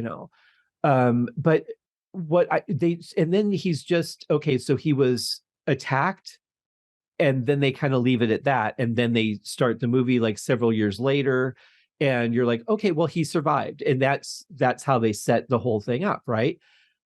I could follow every scene in the movie and go, okay, I can see, I can get it. I can follow this. I think this is okay. This scene in the church, yeah, it's fine that they're interacting. But the one scene where Bruce Willis is in his house waiting for Cole, and he's sitting in the chair, and his mother is sitting in the couch on the couch. They never spoke, so he just walked into the house, and he's just sitting there and doesn't say boo to the mom, and of course she's not responding to him because she doesn't know he's there. That scene bothered me because that didn't work. mhm. How would he sit there and not have any communication with her? How has he never talked to his mother before? And said, hey, we need to talk about your son. I've been assigned to his case. What have you tried? What's going on with him? Nothing. I think and I mean, it's been quite a few years since I've seen that movie, but I think that it was set up just like the rest of the movie, was that there were scenes where you didn't question that, if he wasn't talking to the mother or if somebody didn't see him, because you overlooked it because it was they kind of without seeing it back, there were, I think, a lot of exposition or scenes that they would have put into a regular movie. Mhm. And the way that they framed this movie is like, okay, they were already sitting in the house waiting for him, and he goes by, and you could see it be completely believable, like maybe they already had a conversation, and now they're just kind of both like defeated, and just kind of showing them be like, and you don't think about it in the moment Right. because they left that part out, and the movie is so like very quiet. um it's like a very quiet type of movie. Like Bruce Willis speaks, like you said, with patience and a very low tone, and it's a very like subdued type of movie, Yeah. except for the few kind of jump scares. Very atmospheric, so it kind of lulls you into this, like you forget about it, you don't question it at the time. And Yeah. maybe, and that's when, if you go back, you look at it and you're like, okay, well, there would have been a scene where he walks in the door and they have this dialogue about being assigned to the son's case, and then they sit down and then he comes in, and instead they just kind of they kind of started off from the middle, Yeah. to kind of trick you into thinking that he's alive, which is um the trick of the whole movie. Right. Which I still think is great after all these years. And you could watch it now. Of course, you watch it first, and you'll never get that first impression back again. Yeah, that's the thing that sucks, is that you can't revisit it first time again. Right. But like when I have watched it since, after knowing the premise of it, every scene, the other one was with his wife, where she's having dinner, having their anniversary dinner, and he walks and he goes, "Oh, I thought you meant the other restaurant I proposed to you at." Where did she ask him to meet her at a restaurant? He's dead. He's not going to say, "Hey, if you're here, why don't we go to Shea Mottola's?" And it's like that, those two scenes. But I kind of forgave the dinner thing, because I'm like, she might have just it whispered, I'm going, let's take it back to the beginning or whatever, because she hasn't let him go yet. But the one with his mom, I'm like, I can't get past that. That's the one scene that I have to say ruins the theme of the movie for me, because I just can't settle on the fact that he's sitting on the couch and didn't have any kind of conversation. How did he get in there? But apart from that, I thought it was a brilliantly done movie. The reveal scene when Bruce understands that he's dead, that was such a powerful moment. So brilliantly acted and shot. The cinematography, the ring rolling across the wood floor, the sound that it made. I could not have asked for anything better. Yeah. I mean, I would have to agree. And also I'd have to go back and see the movie from my perspective now to understand why that scene bothered you. I would probably agree too. Yeah. I have no doubt that once you look at it again, you're like, you know what? Yeah. Yeah. But there was another movie I wanted to ask you if you've seen, called The Uninvited. Yeah, I'm pretty sure I did. A lot of these, I know that I've seen them. Well, a lot of these are like two-word titles that sound generic after a while, right? You're like, okay, which one was that though? Right. This is the one with Emily. I'm not going to think of her name now. Such a talented actor too. Emily Browning. Emily Browning, yeah, who did an amazing job in. Oh shit! I did a review of the soundtrack of it. Sucker Punch. And a very talented singer also. She's the younger sister, and they've convinced her that she's she belongs in this mental ward, and it turned in the whole premise, it's another one like The Sixth Sense, where there's a twist at the end where you're like, holy shit, I should have seen that and didn't. But with this movie, I was not able to go back and say, okay, this doesn't work or that doesn't work. Like every single thing, I was like, this is the masterpiece. Like The Sixth Sense was the, hey, let's try and do movies like this. And then The Uninvited was the movie that did it to me. Okay. Yeah, that one, I just gave it a quick look up, and it's been another one. It's been a while. I haven't seen it. I've seen a lot of great recent horror movies, or horror movies or psychological thrillers, I guess you could say, within the past 20 years, but haven't seen them as often. Like the movies that we discussed up until now, I've seen on like multiple viewings. They were part of like my history. So that's why they're more ingrained in me. Some of these, it's like, oh, I can't remember. I'm not sure. So do you find though that nowadays you tend to go more towards the thriller than the horror movie? I think it's because it's what's available. There are a ton of horror movies out there. Like we said before, you can go on any streaming platform and say, watch any piece of crap horror movie that somebody's thrown together. Yeah. I don't usually waste my time with it unless, like I said, if it's got a good trailer, maybe a convincing movie poster, something like that. It sounds good. Yeah. But yeah, I think that a lot more of them that I see now are like thrillers, psychological thrillers, stuff that's definitely, it has an air of dread to it, I guess you could say. Whereas like the actual haunted house type of movies, I feel like they're few and far between. Yeah, I think I kind of lost a little bit of my flavor for horror because so much of it that was coming out was just either cheesy or repetitive, or they just tried to make it as gross as possible because, the Saw movies, I think, kind of push that, hey, if you make it disgusting, people will watch it. And I think I went more to the thrillers for a while, movies like, I don't know if you saw it, but there was a movie called Circles where all these people are just suddenly in this room and they all wake up and they're all standing on their own circle, and they have to work together as a team to try and figure out why they're there, while every so many minutes this timer goes off and one of them gets killed, and so they're trying to solve the mystery before they're next. And I kind of really got into movies like that for a while because it was more psychological. It was more stuff that you want to see what these people do in intense situations where it's like you can panic and fold and die, but your life is on the line. So you've got to, almost like that Saw movie we were talking about, where they were all in the house and they had to work together as a team. Right. But I don't. They could be considered horror movies, I guess, but I see them more as thrillers. There was another one called like The Interview, I think, or The Application or something, where all these people were stuck in a room and they were given one rule. Yeah. And the rule was very deceptive, and again they had to they learned that they had to work together. Like, I just love that premise because it's different. There was one toward the beginning of the month that I saw. I was trying to look for. It's called it's from 2016. It was called Home Invasion.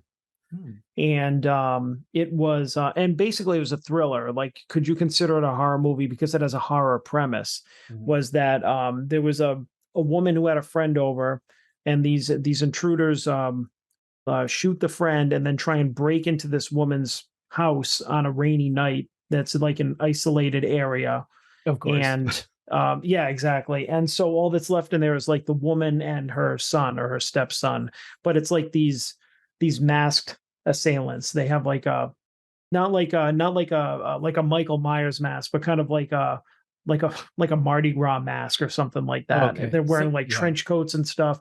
So it's one of those where we're breaking into the house. We're trying to break in the house for I can't even remember what the premise was, but it's like like that is more thriller than it is horror, but you get the same sensations from it. Right. Just I think Home Invasion or break-in films or something like that, they're kind of in an odd like space because you have burglars or something breaking in with a motivation. This is like they know you have jewels or a safe or something and they want to break in, whereas like Jason just wants to break in because he just has the urge to kill everybody.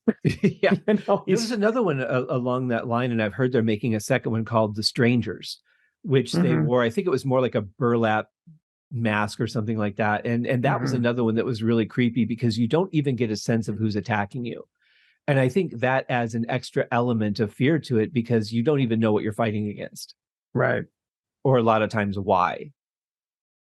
And I like that. But then there were like the more commercial versions of that, like Panic Room with Jodie Foster, Flight Plan, I think, or there was another one, but it was in the air, and it might have been that, or no, it was with I think it was Rachel McAdams, Redline, I think, or something like that, where she was kind of put hostage by the guy that was sitting next to her and led to all stuff off of the plane and all that. But those kind of isolation premises that are outside of just being in the woods are I really like that because it's a twist on it. It's not just the same thing being regurgitated, and they make you think. It's a different premise. Like Panic Room, I thought was great. But it eventually, I think everything just becomes stale. And if they aren't creating new ways to do things, it's just regurgitating the same thing over and over. Even if you're telling the same story, find a different way to do it. Right. Yeah. Yet we can go through 9 seasons of Three's Company where the premise is there's some confusion about something and thoroughly enjoy every bit of it. Yeah, well, that's a different genre altogether. So comedy is a little more loose. You can get away with that, I think. Yeah. I wanted to ask you also, one of my current favorite actors is Chloe Grace Moretz. I think she's absolutely fantastic. She did a movie called Greta, that I cannot watch. It's one of the only movies I cannot watch. And I don't know if it's because I just saw it at a sensitive time or something, but this is like manipulation and psychological and physical manipulation at its finest. And from what I remember about the premise, this woman befriends her. Turns out she's been lying to her the whole time. She keeps her hostage in the house.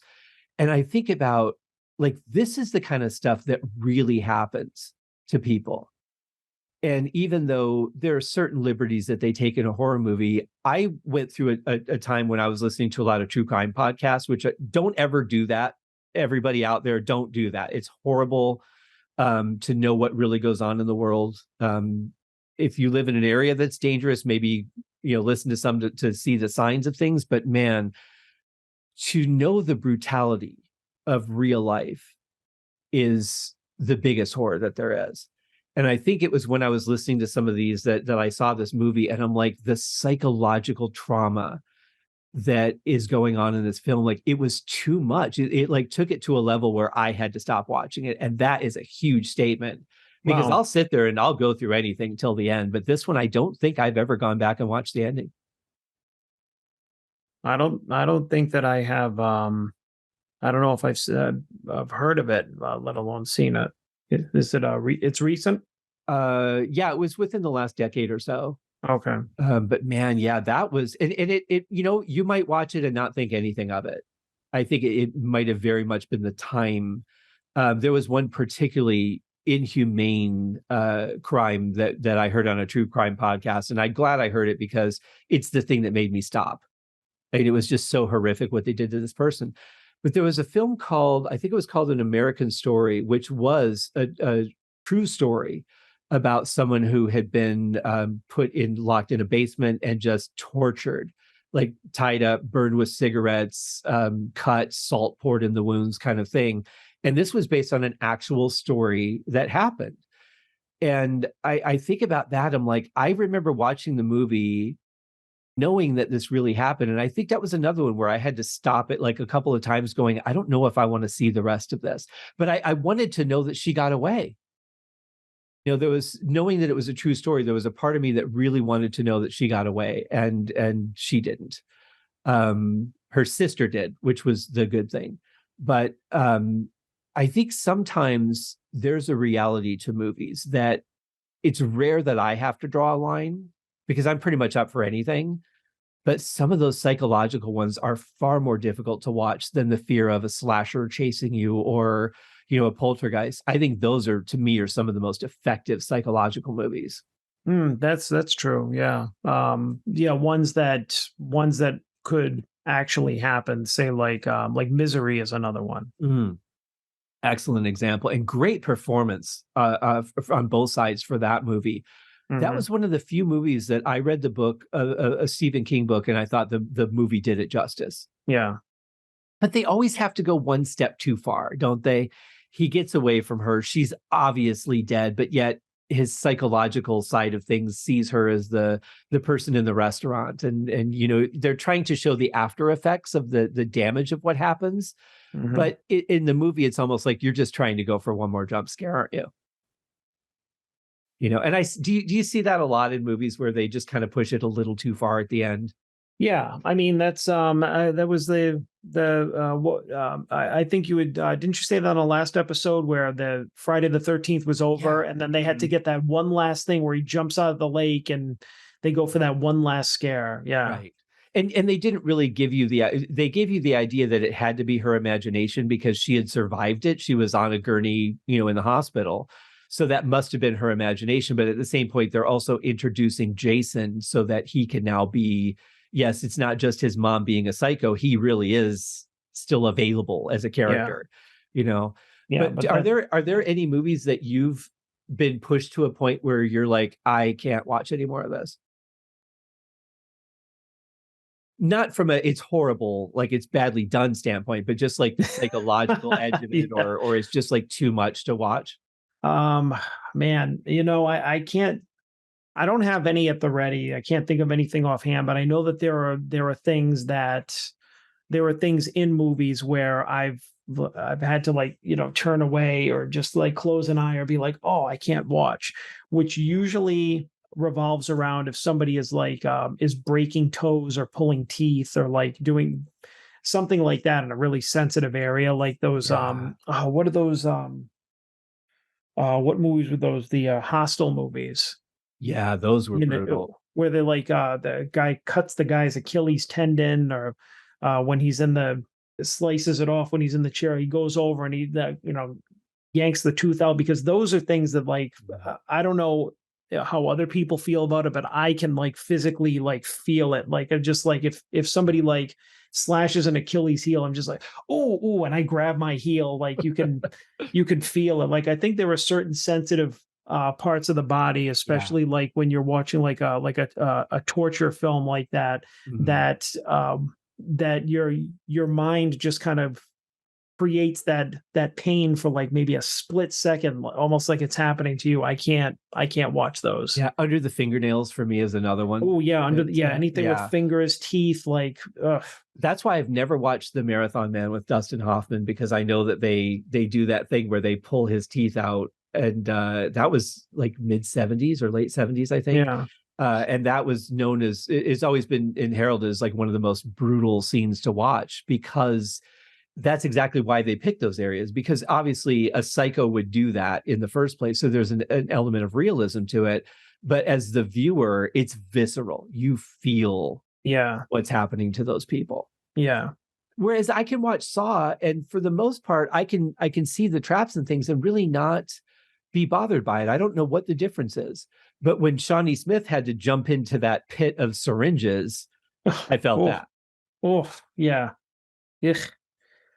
But my favorite one was when they had the guy, I can't remember if he was, I think he was standing up, and they had his arms stretched out, and there was like gear around them, and they had his legs stretched out and there was gear around him, and as the clock started, the thing started to rotate like that, Yeah, seeing each one of his, like that. Imagine the psychological factors yeah, of that, and you don't even have a chance to do anything about it yourself. You have to depend on somebody else to save your life. That's where yeah, I thought they kind of crossed the line of the original premise. Was, you've got Shawnee Smith with her head locked in this thing, and she has to do something to save herself. In those cases, it was, you have to convince somebody to save you. And I thought that kind of went beyond the premise of the original Jigsaw, where it hmm, was about, you've done something wrong, you have to pay for it. It's up to you. right, You know, there got to be, as they went on, but I think that was also beyond Jigsaw being alive. I think that was when other people were, like Shawnee Smith was taking over his role, and they were not as ingenious yeah, or true to his original premise.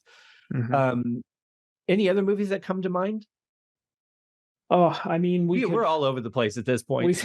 It's yeah, kind of a free for all. we could go on, but it's like I think that I'm gonna have to call it until next year's Halloween episode. I think we're gonna have to come up with the structure next time, I think or so. come up with it and stick with it.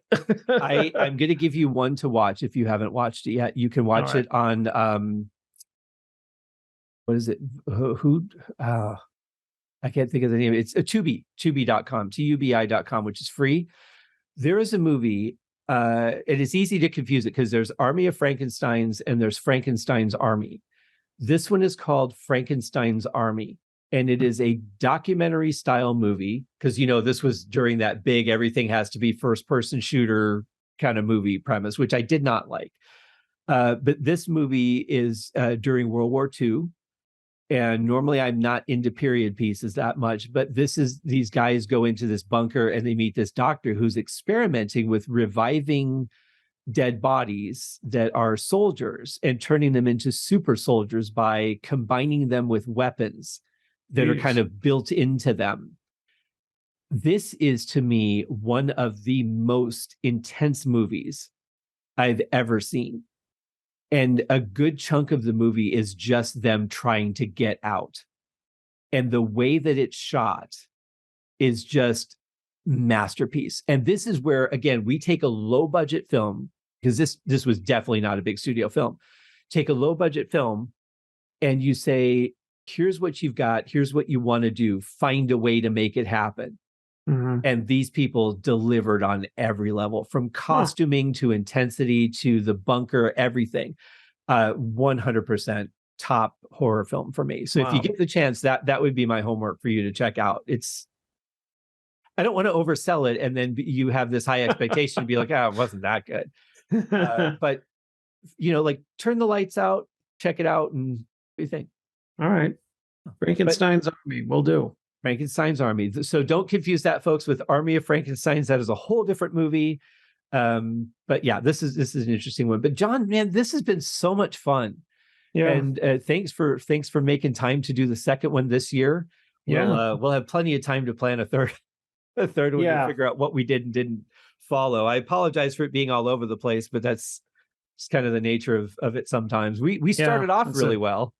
Stream of consciousness podcast. Well, I feel like our first episode I felt was a little bit more structured. Then when we hit like the early 80s, we were just like, all right, screw the format. Well, it just branches off into all these franchises, and then it gets kind of, because that's when all of a sudden there was a huge boom. It's like they realized in the late 70s what horror movies could really do, and we didn't just have to make romantic movies or comedies. Right. We have a whole new genre to play with that people are excited about. It's fun, and there's money to be made all year round, not just around Halloween. Right. So it certainly exploded, and then of course special effects started to come into play, like Poltergeist and Nightmare on Elm Street and all that, like we talked about. So it was a great time to be a kid, for sure. Sure. Yeah, I enjoyed it. So this is going to air the day before Halloween, and Deep Purple Podcast is on fire. You guys have finally been catching up on episodes. You have a bunch in the bank. How many more do you have to record before you can take your December break? Oh, I think we have like a couple of more, because Nate and I usually take a break right around Thanksgiving. Work gets pretty busy for the two of us, so we probably have a few more before we maybe take the Thanksgiving break, maybe for a couple of weeks, and then I don't know. I'm not sure if he wants to do one more. I can't imagine not recording for like 4 or 5 weeks. But I think it's got to feel better though than the last time we talked, and you were like, yeah, we're really under the gun to get episodes done right now because of the summer. Yeah, no, it feels good to be caught up, but I think he wants to kind of keep that, or we want to keep that buffer too for after the holidays. We don't want to go in being where we were in like August or whatever it was. It's like, oh crap, we need an episode. Yeah.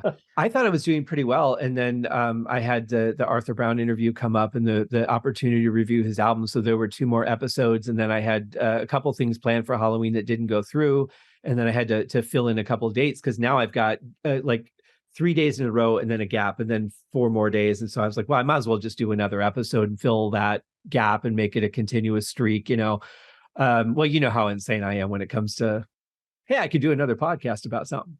Yeah. But the Deep Purple legacy continues. The band is still out there.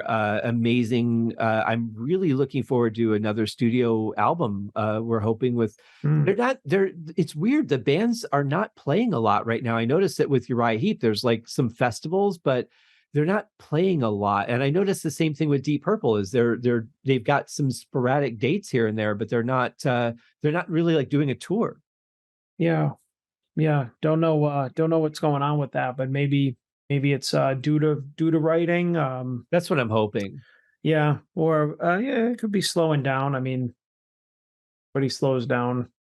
Well, as the COVID numbers are starting to increase again, that might have some impact on it.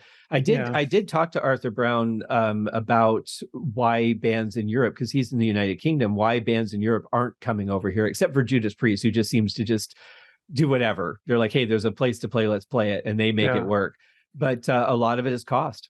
It really has come down to how much effect COVID has had on the economy and what it costs to do a tour right now. What projected ticket sales are, and it's just not economical, which really is sad for bands that I would still think, like Deep Purple could still sell out huge theaters, if not, sell out a good chunk of a hockey arena. Yeah. But there's so much that goes into that, the travel expenses, the sets, the the road crew and all that. It's pretty amazing. But I'm hoping the reason that they're not playing a lot is just because they're writing, because they had talked about doing another album, and it's going to be interesting with a new guitar player. Yeah, well, we're hoping for the best. Well, you saw Simon live. What are your? It seemed like you guys had a pretty positive feel about him. Oh yeah, absolutely. I mean, we're thinking that good things will come out of this collaboration if they are able to go through with it. I mean, he's great guitar player. He's great live with the band. So, and they seem to work really well together. So we're hoping that something really cool comes out of that. I think it will. I think so too. I think the nice thing though is that he got to tour with them before they started doing a recording. Because if you lose a guitar player, especially a guitar player, at the end of a tour, and then it's time to do a new album and you got to bring a guy in, haven't had a chance to really gel with the guys and work together, travel together, but also really understand the band, because you haven't been playing the songs. So I think it's going to be an advantage that he got to do a lot of shows with them before doing any recording, get a feel for where they're at, and then just see where it goes from there. Yeah. It's going to be fascinating. Well, John, thank you so much for joining me for this extravaganza of horror. It's been a lot of fun. We have some albums and stuff that we're going to talk about yet in the future. So I'm excited to have you back on the show when we get to that. But in the meantime, have a great Halloween, my friend. You too. And thank you for having me as always. Of course. We'll see you in the next one. Cheers, guys. Okay.